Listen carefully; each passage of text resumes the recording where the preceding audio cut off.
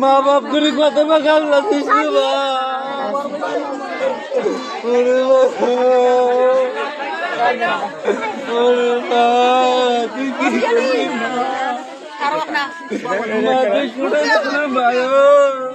এটা ওনার বেটি জামাই, বড় বেটিটা মারা গেছে না, জামাই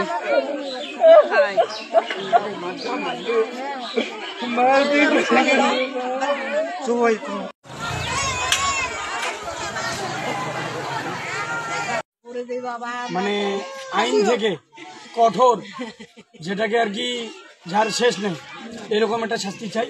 আর এরকম ঘটনা যদি আর কোথাও না ঘটে, এই শাস্তির দ্বারা যদি প্রকাশ পায় তারা আর কি, যে এরকম ঘটনা যদি আর কোনোখানে না হয়, এরকম তাদের কলিজার মধ্যে আর কি যদি ভয় ভীতি ঢুকে থাকে। আজকে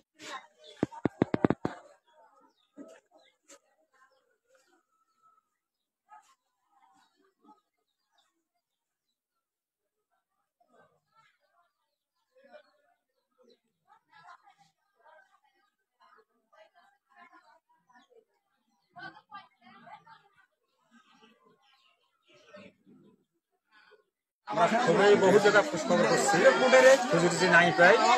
যাই প্রশাসনেরও খুঁজছে, প্রশাসন খোঁজার পরে না পাওয়ার পর আইনের লোক সৈনিকেরা আমার কাছে খুঁজের পর মানে আমার 6 ঘন্টার মধ্যে পেয়েছে বাচ্চাটা পেয়েছে বাথরুমের কাছে।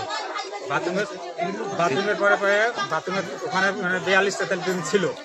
ছিলার পর গতকাল রাত্রে আমরা কালকে বাচ্চাটা আর্মির সাহায্যে আমরা সহযোগিতা করি, ওরা বাচ্চাটা আমাদের পেয়ে বেড়ে খেয়ে দিয়েছে বাথরুম থেকে দেওয়ার পর এখন উনি যে এইভাবে একটা কাজ করছে, যে কাজ বলার মতো না। এখন ওনাকে আমরা কি বলবো আর বলার মতো নাই। উনি যেভাবে গেছে ওভাবে যে নিয়ে যাক ভালো কথা, ও দৃষ্টান্ত মতো আমরা ওর শাস্তি চাই। ও যখন ফাঁসি ছাড়া আমরা ফাঁসির দেবীটাই বেশি ভাবছে, ও যখন ফাঁসি চাই আমরা শাস্তি চাই বাবা, একেবারে ফাঁসি দিবেন বাবা।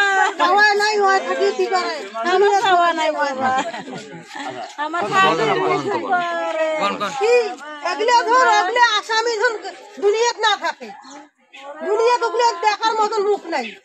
এগুলো ফ্যামিলি মনে করেন আর দুইজন শিখবে, আর আরো বাচ্চা কাচ্চা শিখবে, ছেলে মেয়েরা শিখবে, তখন তার বাপ মাও কি কইবে? না হয় আইনের কঠোর শাস্তি তাকে দেওয়া হইবে। আসার পরে ওনারা অনেক খোঁজাখুঁজি করতে পারে নাই।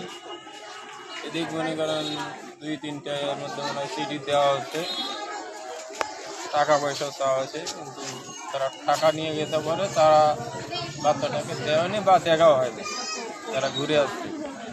এদিক বলতে এরা মামলা টামলা হয়তো কালকে করছে বা এর আগেও করছে, কোনো তদন্ত হয়নি বা কোনো দেখাশোনা হয়নি। কালকে আর্মি বা বিডিআর আসিয়ে তারা তদন্ত করিয়া আসামিকে ধরার পরে স্বীকারোক্তি নেওয়ার পরে তারা স্বীকার করে যে অমুক জায়গায় আসছে।